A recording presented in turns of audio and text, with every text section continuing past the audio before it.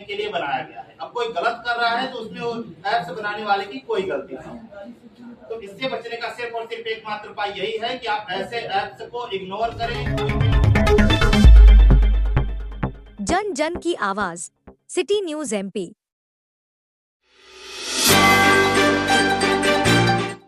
हनुमना में आयोजित हुआ विधिक साक्षरता शिविर। साइबर क्राइम एक्सपर्ट ने साइबर फ्रॉड के बारे में दी जानकारी। न्यायालय हनुमना में मजिस्ट्रेट विनोद चौधरी और कीर्ति दुबे की अध्यक्षता में माननीय उच्च न्यायालय के निर्देशानुसार विधिक साक्षरता शिविर का आयोजन किया गया।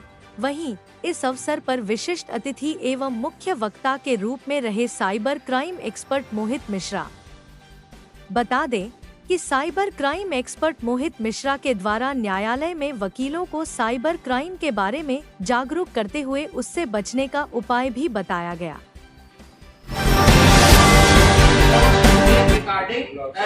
इसके जरिए फ्रॉड होता है।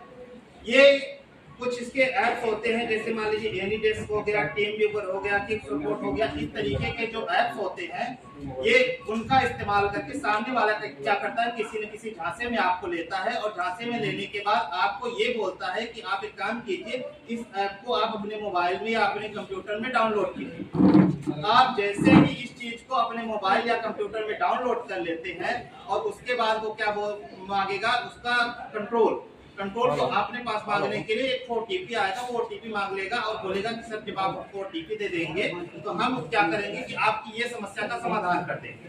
ठीक, मान लीजिए किसी प्रलोभन में आपको एक महिला आई थी हमारे पास, उसके साथ क्राइम हो गया था। वो क्या कर रही थी कि गेम खेल रही थी और गेम खेलते खेलते वो सोची कि अब हम जीत जाएंगे। गेम खेलते खेलते और वो विनर होने के चक्कर में उसको ये लगा कि हम 70,000 रुपए हमको मिलेगा। सामने से फोन का होता है जो फ्रॉड होता है, तो उनके पास सारी जानकारी चली जाती है कि हमारा गेम कौन यूज कर रहा है।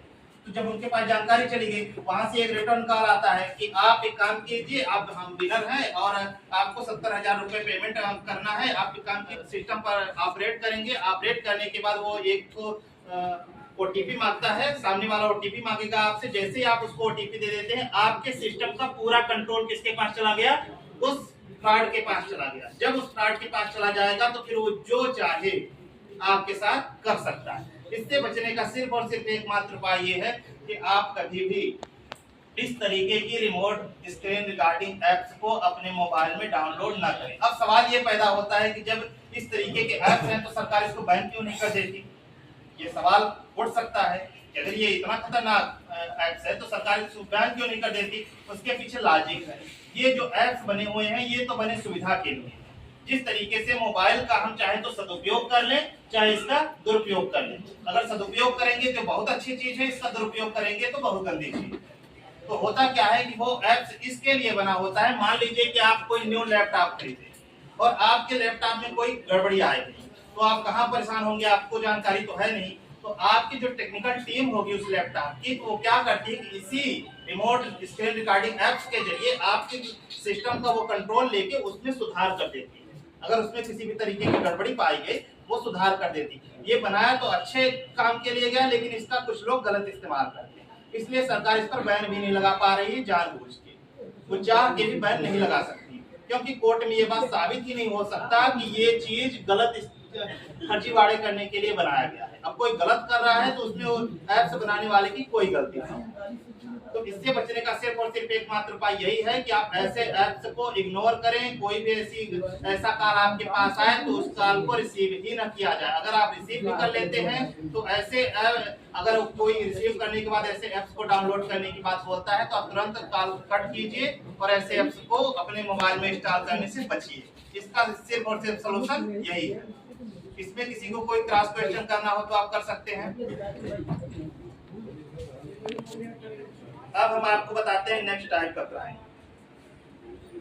वो है एटीएम क्लोनिंग। एटीएम क्लोनिंग बहुत बड़ी समस्या है। एटीएम तो हर आदमी के पास है, लेकिन होता क्या है कि जब हम किसी भी एटीएम में जाते हैं, पैसा निकालने का प्रयास करते हैं, तो सामने वाला कब हमारे साथ फ्रॉड करेगा हमको जरा सा भी नॉलेज नहीं होता है। क्योंकि एटीएम तो हमारा है, प्राइवेसी भी हम कहीं किसी को नहीं दे रहे हैं, सब कुछ हमारे पास है, लेकिन ये कैसे होता है, ये बहुत बड़ी समस्या है।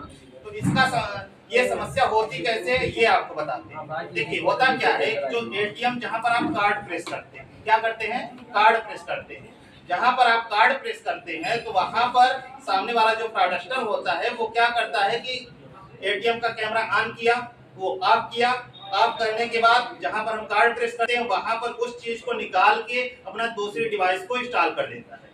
दूसरी डिवाइस को इंस्टॉल कर दिया, उतने आकार की वो पहले से बनाया हुआ रहता है, उस डिवाइस को इंस्टॉल किया, उसमें कुछ गोंद टाइप से या फेविक्विक टाइप से कुछ ऐसा चीज चिपकने वाला लगा देता है कि जैसे ही आप उसमें कार्ड प्रेस करते हैं तो आपका कार्ड वहीं पर फंस जाता है। और जैसे ही आपका कार्ड फंस गया तो वो डिवाइस ऐसी डिवाइस होती है कि वो आपके जो डेबिट कार्ड है उसका पूरा स्कैन कर लेता है। हाँ, उसका पूरा स्कैन कर लेता है। जैसे स्कैन कर लिया तो उसको अब किसी चीज की जरूरत नहीं, आपका पासवर्ड भी वहां पर एक कैमरा भी वो लगा देता है, तो आपका पासवर्ड भी वो पा गया, आपके डेबिट कार्ड का पूरा स्कैन कर लिया।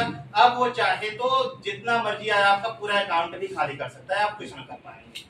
तो इससे बचने का आप क्या उपाय है हम आपको बताते हैं। इससे बचने का केवल और केवल एक उपाय ये है कि आप जाइए, जब भी एटीएम कार्ड में अपना एटीएम कार्ड अपना प्रेस कर रहे होते हैं एटीएम मशीन पर, तो आप सबसे पहले वो जो डिवाइस लगी हुई होती है उस डिवाइस को पहले थोड़ा सा निकालने का प्रयास कीजिए, क्योंकि वो फिक्स पूरी तरीके से नहीं करता। फिक्स इसलिए नहीं करता कि वो फ्रॉड करेगा, वो 2 दिन 4 दिन लगाएगा, उसके बाद वो निकाल